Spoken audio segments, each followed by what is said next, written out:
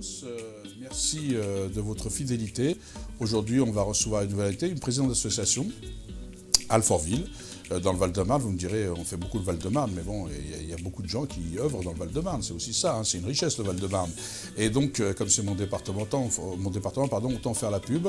Donc ce soir, on va accueillir Bouchra Yamine. Bonsoir. Bonsoir, ravi d'être là, merci de l'invitation.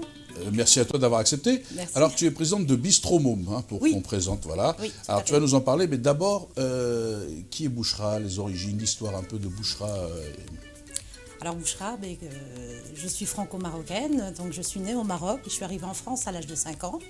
Depuis l'âge de 5 ans, j'ai première génération, Bouchra, alors. Exactement, donc je suis d'origine marocaine, de Rabat. Donc, comme j'ai toujours... de la capitale, hein. La capitale. J'aime parce que de Rabat, ça pose le cadre, quoi. Hein. Ça pose totalement le cadre. C'est ma ville natale, la ville de mes ancêtres. Donc, j'ai une affection particulière pour cette ville. Mais bon, je suis marocaine de cœur et je suis française de mentalité, on va dire. Alors, marocaine de cœur et française de mentalité, ça veut dire quoi ?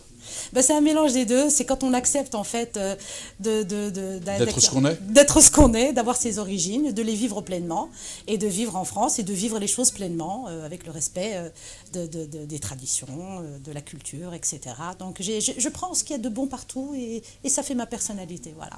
Alors Bouchra, comment ça s'est passé ? T'es arrivé où à l'âge de 5 ans quand t'es arrivé en France ? T'es arrivé où ? Parle-moi un peu de ce parcours de migration, quoi, parce que c'est quand même un parcours intéressant à découvrir. Oui, tout à fait. En fait, je suis arrivée à Paris. J'ai débarqué à Paris dans le 7e.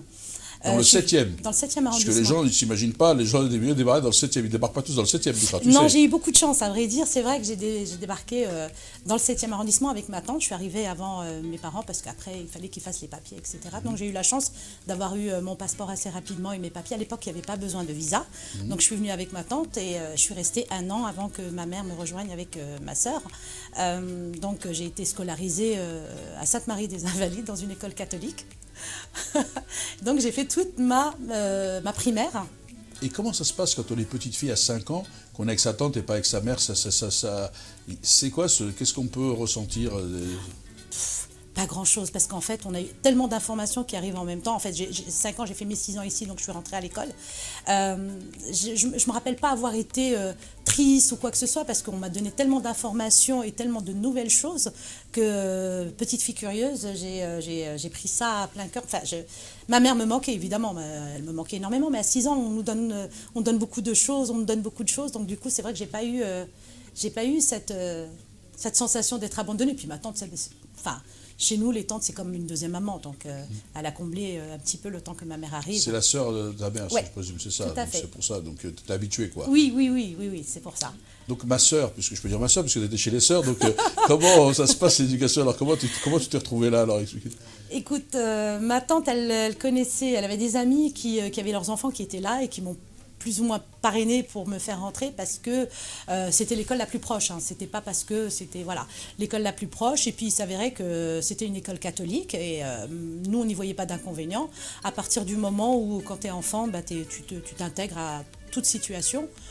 Donc j'allais à l'école, j'apprenais le français, donc j'avais des cours supplémentaires pour pouvoir vite intégrer, pour pas me retrouver larguée. Et donc je me rappelle, j'ai eu que des bons souvenirs, c'était des bonnes sœurs qui donnaient des cours et j'assistais même aux cours de catéchisme. J'aimais bien parce qu'on faisait des dessins, ils nous racontaient un petit peu la Bible et suite à ça on devait faire des dessins et on chantait. Donc pour moi c'était dessin, chant, ça me convenait très bien. Donc voilà, ça m'a peut-être apporté le fait d'avoir une ouverture d'esprit et de tolérance et de connaître un petit peu le catholicisme, enfin le catholicisme. Ouais. On y arrivera. Le catéchisme. Le catholicisme. Oui, non, mais c'est tout à fait le catéchisme, pour ça je disais. Donc voilà, une scolarité en primaire à Sainte-Marie. Après, tes parents en primaire aussi, tes parents sont arrivés aussi dans le 7e, donc du coup, après un an. Dans le 6e. Dans le 6e. Oui, Saint-Germain-des-Prés. Tu restes pas loin, toi. Non, pas loin. Tu fais que les beaux quartiers, quoi. Oui, j'ai eu de la chance, on va dire. On a bien démarré, donc j'ai grandi dans le 6e arrondissement. J'ai fait ma scolarité au collège Jacques Prévert, après lycée Fénelon. Ensuite, j'ai passé mon bac. Ensuite, j'ai continué par un BTS dans le secrétariat commercial. Voilà, et en fait, ça ne me plaisait pas du tout. Donc, j'ai grandi à Paris, j'ai commencé à travailler à l'âge de 25 ans.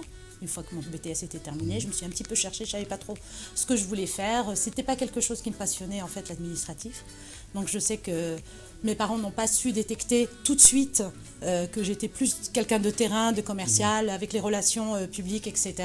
Donc après, je me suis retrouvée dans différentes étapes de ma vie à travailler dans différents secteurs d'activité jusqu'à ce que je trouve ma voie. Et j'ai travaillé pendant très longtemps dans le marketing et la communication. Et donc j'ai trouvé ma voie et j'ai appris sur le tas le marketing et la com. J'ai travaillé dans une agence de com pendant très longtemps, jusqu'à il n'y a pas si longtemps que ça. Et voilà. Alors comment t'as atterri à Alfortville alors, Bouchra? Parce que il y a quand même, ça fait longtemps que tu es à Alfortville maintenant, ça fait quelques années. Oui.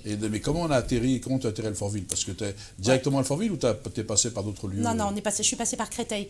En fait, tu vois. voilà, donc on a déménagé de Paris, on est parti s'installer à Créteil, au port de Créteil quand c'était tout neuf.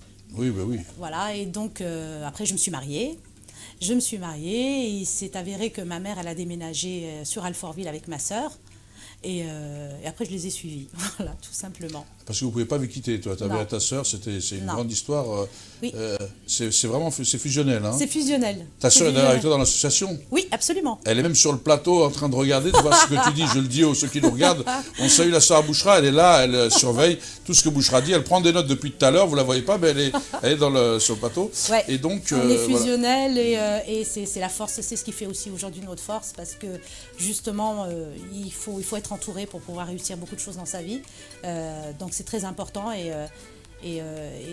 les gens avec qui on a monté cette association, c'était vraiment sur un...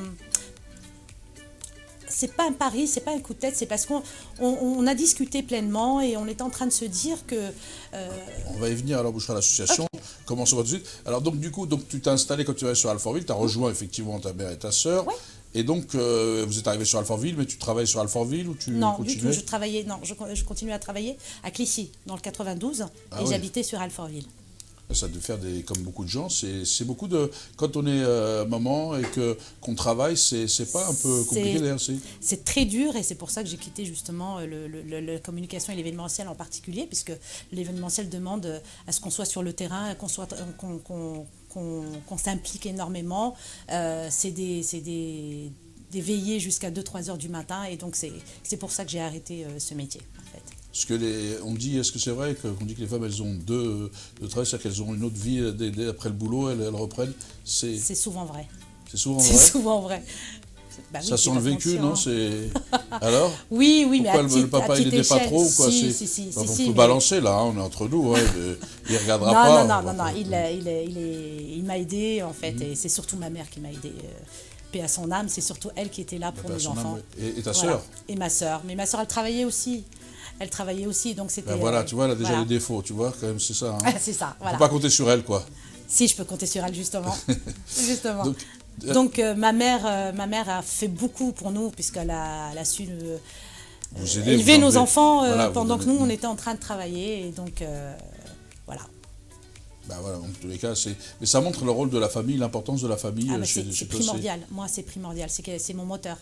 Moi, ma famille, c'est mon moteur aujourd'hui. Donc du coup, tu t'as arrêté de travailler parce que justement, c'était difficile de concilier ce travail à Clichy, en plus loin, dans un boulot très chronophage qui prend du temps. Qui prend énormément de temps, qui demande énormément d'implication, énormément de disponibilité.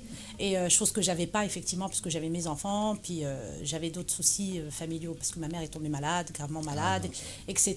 Donc effectivement, j'avais décidé d'arrêter, de changer d'axe.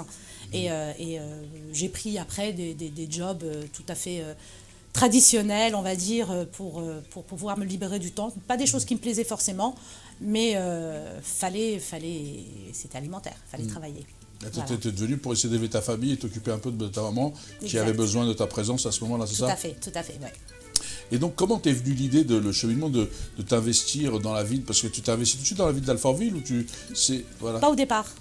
Pas au départ du tout, en fait. J'étais, comme tu dis, j'étais complètement impliquée dans ma vie de famille, à m'occuper de tout ça, à travailler, etc. Et puis, après la perte de ma maman, je me suis retrouvée avec mes enfants, mon mari, etc. Et puis, j'ai arrêté de travailler pendant un certain temps. Et c'est là où je me suis aperçue que les mamans, elles n'avaient rien à faire sur Alfortville. C'est comme ça que en discutant avec des amis, avec mes amis on avait des enfants en bas âge, on se retrouvait avec des poussettes à tourner un peu en rond. Et quand il pleut, on n'avait rien à faire. Et j'avais pas de mode de garde. Et donc forcément, il y a un moment où on tourne un peu en rond. Moi, j'ai eu la chance d'avoir pu faire quelque chose que j'avais envie de faire depuis longtemps. J'avais décidé de me reconvertir, de me convertir dans autre chose. J'aimais bien faire de la pâtisserie. Donc j'ai passé mon CAP de pâtisserie en candidat libre. Oui, je sais, un trajet un peu atypique. Oui, c'est atypique, mais non, moi je pensais aux gâteaux, que je me dis, tiens, c'est peut-être que je vais pouvoir brancher Bouchera pour qu'elle me fasse des gâteaux, on profite de l'occasion, quoi. Hein. Aki, quand tu veux, je t'en fais des gâteaux. Je suis au régime, regarde, je perds du poids encore. Je peux te faire un gâteau sans sucre. Ah bah voilà. Je travaille là-dessus. Merci, voilà, donc il faut travailler là-dessus. Moi aussi, je suis au régime. Et donc, voilà, on est tous au régime. Mais moi, on m'a toujours dit, il faut grossir. Et donc, j'ai essayé de prendre des trucs pour prendre du volume. Et en vérité, je me suis rendu compte, parce que plus on pèse, comme on dit dans le jargon, plus c'est important. Et je me suis rendu comptu que la seule chose que je prenais, c'est du poids. Voilà, je suis un peu comme toi en fait. Alors, j'ai pas assez de place pour mon cœur, c'est pour ça que j'ai grossi. Voilà, mais tu as beaucoup de place dans ton cœur parce que tu as un grand cœur, je pense que tout le monde ça le sait. À Alfortville, les gens le savent en tous les cas. Un grand cœur et un grand caractère, parce que je sais aussi que tu as du caractère très fort. Hein. Donc, on peut demander à ta sœur qui est sur le plateau, elle pourra témoigner. Et donc, quand vous avez décidé de créer cette association, voilà, donc on en parlait. Donc j'ai passé mon CAP. Je vais te dire comment j'y suis arrivée. J'ai passé mon CAP de pâtisserie et en fait, j'ai commencé à faire des gâteaux et puis, d'accord, je fais des gâteaux. Je suis devenue auto-entrepreneur. J'ai commencé à faire de l'événementiel autour de la cuisine, de la pâtisserie. Donc j'ai un petit peu travaillé, etc. Et puis je lui dis, mais l'idée, ça serait qu'on fasse un truc. On voulait faire un café poussette. Un café poussette. Un café poussette. Explique-nous ce que c'est qu'un café poussette. Alors, un café poussette, c'est un lieu où on peut recevoir les mamans qui traînent avec leurs poussettes, comme moi. Alors, j'aime beaucoup les mamans qui traînent. Mais parce oui, qu'en principe, les mamans ne traînent pas quand même. Mais j'aime bien l'expression, elles traînent avec leurs poussettes. C'est-à-dire que rien à faire, c'est du boulot. En hiver, tu essaies de sortir tes enfants. Tu n'as pas de lieu où voilà, il fait très froid. Tu ne peux pas les emmener dans un restaurant, n'importe quel restaurant ou un café, etc. Et sur Alfortville, il n'y avait pas encore d'endroit où on pouvait rentrer avec nos enfants. Je défie n'importe quelle maman qui me dise, aujourd'hui, quand elle rentre dans un restaurant avec un bébé en poussette, comment ça se passe?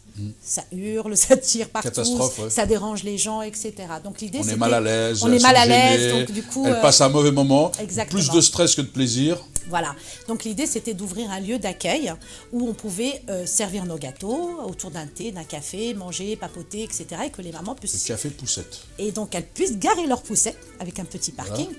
Laisser leurs enfants à des animatrices qui s'en occupent pendant que maman se prend un peu de temps pour boire un café, papoter, lire, bouquiner, voilà, un petit endroit. Comme ça. Donc, c'est comme ça que on a démarché la mairie d'Alfortville. Donc, à l'époque, Luc Carvounas était maire d'Alfortville. Donc, c'est comme ça qu'on a commencé à le rencontrer. On a rencontré des élus qui faisaient partie de la vie associative, etc. Donc, qui nous ont orientés sur une structure qui pouvait convenir à tout le monde. Donc, en l'occurrence, nous, on ne voulait pas faire quelque chose, un business. On voulait vraiment faire un truc associatif pour que tout le monde puisse en profiter, que ce soit à la portée de tout le monde. Pour cela, donc on a contacté la mairie, on leur a fait part de notre projet, on l'a bien structuré, bien expliqué, etc. Donc ils ont été ravis. D'ailleurs, pour la petite anecdote, Luc m'avait raconté que sa maman, quand elle est arrivée de Grèce, c'est ce qu'elle faisait un petit peu avec les femmes, parce qu'elle s'ennuyait, elle les réunissait chez elle et elle avait eu déjà l'idée, elle, de faire un petit lieu comme ça d'accueil de femmes de maman avec leurs enfants, etc. Donc il avait trouvé ça super génial. Ouais, parce que c'est vrai que les gens oublient que sur Alfortville, Luc Carvounas, c'est un enfant d'immigration. Oui, tout à fait. Certes, et c'est un enfant du milieu populaire, il vient du bas de l'échelle, comme on dit. Exactement, tout à fait. Ils étaient des ouvriers, comme tous les immigrés, avec les difficultés à boucler les fins de mois, l'opération des mères, les gens oublient souvent ça. Sa maman, elle ne parlait pas, quand elle arrivait, elle ne parlait pas bien le français, etc. Donc pour l'intégration. Donc ça correspondait totalement à l'image qu'on lui a offert. Et du coup, il nous a ouvert les portes, il nous a mis des moyens en place, il a vraiment essayé de tout faire pour que cette structure existe. Malheureusement, pour l'instant, elle n'existe pas telle qu'elle, puisqu'on n'a pas encore trouvé un local assez grand, parce il y a des choses et des paramètres qui doivent être respectés pour l'accueil des enfants. Pour l'instant, on n'a pas encore le local Mais c'est en cours Oui, mais c'est en cours. Donc en attendant, Vous avez des salles? On a un petit atelier qu'on appelle l'atelier Bistromom où on donne des cours de cuisine, de pâtisserie, où on fait des choses pour les enfants, pour les mamans. Donc on fait des ateliers parents-enfants, donc intergénérationnels. Et le soir pour les mamans, pour qu'elles puissent venir apprendre à faire de la cuisine vite fait, pas chère, avec les légumes de saison, etc. Et on fait intervenir à chaque fois des chefs qui viennent bénévolement. Donc là, il n'y a pas très longtemps, on fait une fois par mois une cuisine du monde. Donc on a commencé par la cuisine marocaine, mais ça n'a pas été fait exprès, c'est un tirage au sort. Alors, je te dis, ici sont passés 2 chefs connus. Donc Rachid Swede, si tu nous regardes, tu as rendez-vous à Alfortville parce que c'est lui qui fait le salon de la gastronomie à Agadir. D'accord. Donc voilà, puis est passé aussi Larsen, qui est le chef de cuisine du Ritz.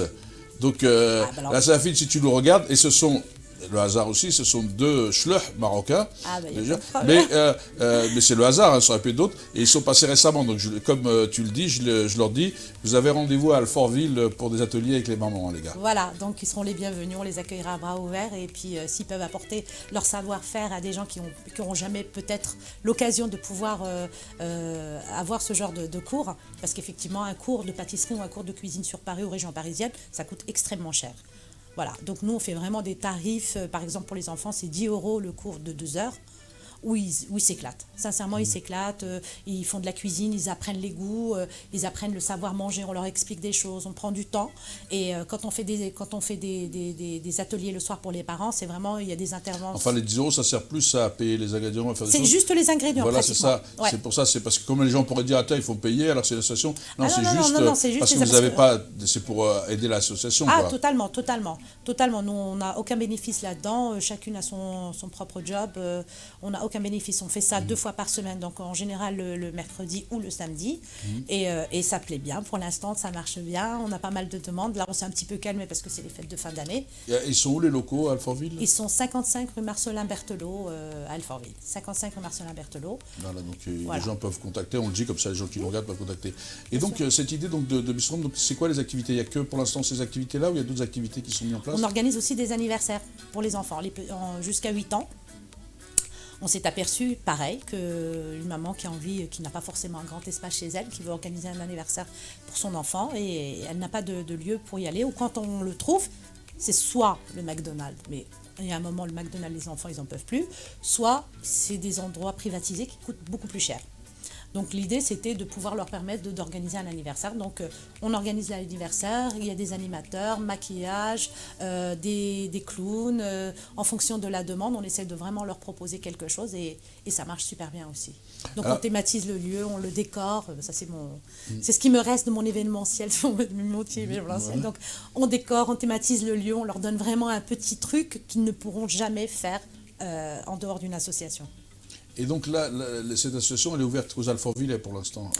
Alors, elle est ouverte aux Alfortville. On ne prend même pas d'adhérents parce qu'on n'a pas envie. On a vraiment envie que tout le monde puisse en profiter. Donc on communique beaucoup là-dessus. On essaie de faire de proposer à chaque fois à des familles différentes. C'est ouvert aux Alfortvillais, mais je sais qu'il y a des maisonnés qui viennent et je sais qu'il n'y a pas très longtemps, il y a des gens de Vitry qui sont venus. On n'est pas fermé, ils seront toujours bien accueillis. C'est parce qu'il y a le pont qui sépare avec Vitry et avec Maison-Alfort. À l'origine, c'est la même ville avant qu'ils se séparent. C'est exactement ça, c'est pour ça qu'on n'a pas osé les refuser. Les refuser entre Maison-Alfort et Alfortville. Et c'était à Alfortville, c'est qu'à l'époque, c'était la partie pauvre de Maison-Alfort. C'était le quartier populaire de Maison-Alfort et avant qu'ils se scindent. Bon, on est en train de les rattraper là quand même. Les rattraper là? Ouais. Ouais. C'est une belle ville, Alfortville, alors, du coup c'est en train de le devenir. Elle se fait belle, Alfortville. Tous les jours, on voit du changement. De la verdure, des beaux immeubles. Il y a plein de gens. Il y a beaucoup d'attrait. Il y a beaucoup de gens qui viennent s'installer sur Alfortville. On est à 3 km de Paris, mais c'est exceptionnel. Mais je vous sens très impliqué sur la ville Boucherat. Vous êtes, vous êtes impliqué aussi dans d'autres associations. Vous aidez d'autres associations. Vous participez aussi. Parlez-nous parce que tout ça, on va revenir sur Bistrom après l'idée, le projet que vous êtes en œuvre. Mais vous travaillez avec qui? Vous faites quoi alors, Je travaille en l'occurrence avec un bébé dans la ville. ville, qui sont très impliqués aussi dans le monde de l'enfant, qui font pas mal de choses. Donc on participe pas mal parce qu'en fait on a débuté avec Ensemble. eux. Donc Socialidaire, qui fait pas mal de choses quand Qui il est a passé besoin. ici, Nordine Terranti est déjà passé ici, Ben, Socialidaire Nordine, avec les jardins Rosa Parks, etc. Voilà. Voilà, Nordine c'est tonton, donc on l'appelle tonton, il m'appelle Tata. Donc voilà, c'est une famille. Et Alfortville, c'est une famille. Alfortville, c'est une famille. Moi, je le ressens C'est lié à comme quoi ça. ce fait que les gens se retrouvent? Qu'est-ce qui crée ce lien entre vous, Alfortvillais? Alors, je ne sais pas. Je ne sais pas du tout parce que j'ai ce sentiment-là que à Alfortville. Et Dieu sait que je bouge pas mal et que je connais pas mal de gens sur d'autres villes. Après, Alfortville, c'est une petite ville et ça a vraiment l'esprit d'un village de province. On a le petit marché, les gens se connaissent, les quartiers, la mixité, l'acceptation de soi, les gens ils s'acceptent, ils se connaissent, ça fait longtemps qu'ils se fréquentent. Et je pense qu'aussi la mairie fait beaucoup pour mélanger et faire des choses pour que les gens se rencontrent dans de bonnes conditions. Donc c'est un tout, je pense, c'est une alchimie qui fait qu'aujourd'hui on vit bien à Alfortville. Et donc, alors maintenant pour continuer, c'est quoi alors le projet final de Bistro Môme? Parce que Le projet final, c'est le Café Poussette. alors ce Café Poussette, donc vous êtes actuellement à la recherche d'un lieu parce que Oui. vous avez l'atelier qui a un lieu mais qui est trop petit. Oui. Parce qu'il faudra un lieu beaucoup plus grand. Oui. C'est combien de mètres carrés l'atelier 100? L'atelier, non, il fait 35 mètres carrés. C'est une grande cuisine ouverte. Ouais, et vous avez besoin de 150 Minimum mètres carrés. 100 mètres carrés. Minimum 100 mètres carrés. Et c'est dur aujourd'hui de trouver des locaux, surtout dans une ville comme Alfortville. Ah oui, et Dieu sait que Luc a beaucoup travaillé pour essayer de nous trouver. Il nous en a présenté des lieux, mais après ça n'allait pas parce que il y a des normes de sécurité qui ne convenaient pas, etc. Il y a Mohamed Chikouche aussi qui a beaucoup fait pour notre association. Il y a Garib Garib Belabi qui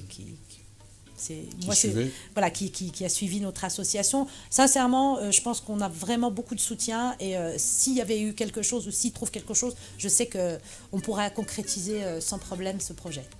Donc on pourra bientôt peut-être inaugurer ce projet et venir Inch'Allah. découvrir...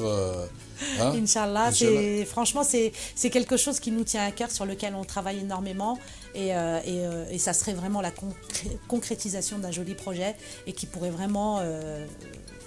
rendre heureux pas mal de personnes sur Alfortville. Alors juste parce que comme les gens qui nous regardent, ça leur donne des idées pour faire des choses, c'est le but aussi de découvrir à travers toi les projets, les actions. Un bébé dans la ville, c'est quoi l'idée du projet Bébé dans la ville? Parce que parle-nous un peu. Un bébé dans la ville, ils s'occupent des enfants de 0 à 14-15 ans. Alors, quand ils sont tout bébé, en fait, on leur apprend à faire du portage, il y a des activités d'éveil, il y a de la couche, enfin, comment on appelle ça, préparation à l'accouchement, il y a pas mal de choses qui sont faites autour du bébé et maintenant, ça s'appelle plus d'ailleurs, bientôt ça va changer, ça va s'appeler Grandir dans la ville. Donc parce que ça touche maintenant des enfants jusqu'à l'âge de 15 ans puisqu'ils font des... Soutien scolaire non, ils ne font pas de soutien scolaire, de la citoyenneté, de l'éducation à la citoyenneté ils font pas mal de choses, mais franchement autour du bébé et du portage et de l'éveil et de la communication de l'enfant. Ils appliquent la méthode Montessori. En fait, ils font pas mal de choses. Donc, nous, on est complémentaires. Nous, on est vraiment complémentaires et on s'entraide quand ils ont besoin. Ils font de la self-défense. Voilà, c'est ce que je cherchais avec les plus jeunes. Je cherchais la self-défense. Voilà, donc maintenant, ils font vraiment des choses très sympas pour les 12 ans, 13 ans, 14 ans, jusqu'à 15 ans. Ils font des cours de self-défense. Par rapport à justement au risque de harcèlement, tout ça, ils travaillent là-dessus, c'est ça? Oui, exactement. C'est par rapport à ça? Entre autres, et puis c'est surtout pour canaliser, parce que maintenant, les gamins, il faut les canaliser, il faut qu'ils fassent du sport, il faut qu'ils fassent des choses qui les intéressent. Qu'ils se sentent en confiance, qu'ils se sentent en confiance, qu'ils se sentent sûrs d'eux. C'est pas pour qu'ils se défendent, parce qu'il n'y a pas vraiment de... Enfin, en tout cas, pour l'instant, nous, on n'a pas encore beaucoup de drames non, mais j'espère qu'il n'y en sur aura pas. Alfortville. J'en ai pas entendu parler encore, donc j'espère pas. Et donc là, le projet, donc qui sont les gens qui travaillent dans Bistro Môme? Parce que je sais qu'on en a deux dans le public, donc ta sœur et une autre personne qui est dans le public, mais oui. C'est qui ces femmes? Comment elles s'organisent? Comment ça se passe alors un peu? Alors en fait, à la base, on est 5. Donc on est 5 sur lesquels on est parti, où on a monté notre association. Donc on est toutes complémentaires les unes aux autres. Donc comme tu disais, il y a Mina qui, je peux dire leur prénom. Donc il y a Mina, Myriam, il y a Najwa, il y a Ali et moi. Donc ça fait 5.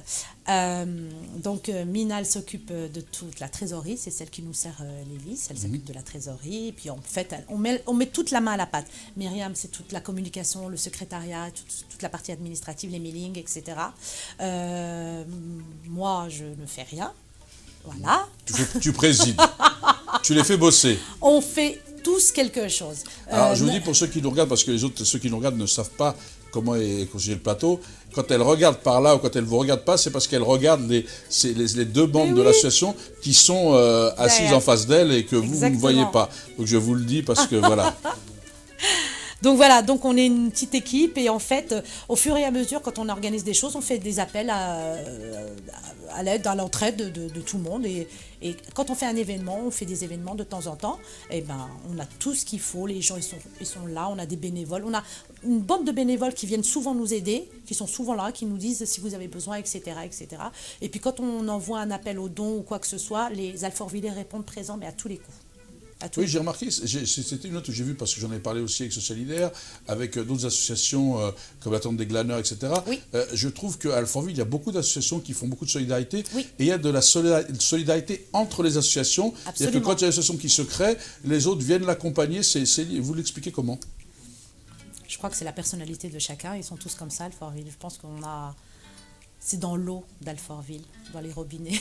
L'eau qu'on boit à Alfortville nous rend super sympa. Voilà. Enfin, je ne dirais pas jusque-là quand même. Alfortville, c'est comme le ville. Bonneuil, c'est plus sympa, c'est sympa. Non. Tu défends vraiment Alfortville, quoi. Je défendrai corps et âme Alfortville. Tu te sens maintenant 100% alfortvillaise, toi, la parisienne Je suis mais à 200% alfortvillaise. Et j'ai même pas envie que mes enfants plus tard aillent vivre ailleurs. Voilà. À ce point-là? Ah oui. C'est un cocon familial. On a nos amis. Enfin, c'est vraiment de la solidarité. C'est des choses qu'on ne retrouve plus dans les grandes villes. On est une petite ville, on n'est que 45 000 habitants, mais il y a de la solidarité. Et bon, après, tout n'est pas rose, hein, attention, tout n'est pas rose. Mais moi, c'est ce que je ressens, c'est mon ressenti. J'ai ressenti de la solidarité, de l'humanité, de l'entraide, de la bienveillance. Donc voilà. Tous les jours, on entend parler. Tous les jours, il y a des gens qui font des appels. Oui, il y a une personne qui a besoin de ça, etc. Et tout le monde répond OK. Et tout le monde donne. Donc c'est super important de nos jours, on n'a plus ça. Moi, si j'étais encore dans le 6e arrondissement, je suis sûre que mon voisin, je ne pourrais même pas lui demander un verre d'eau.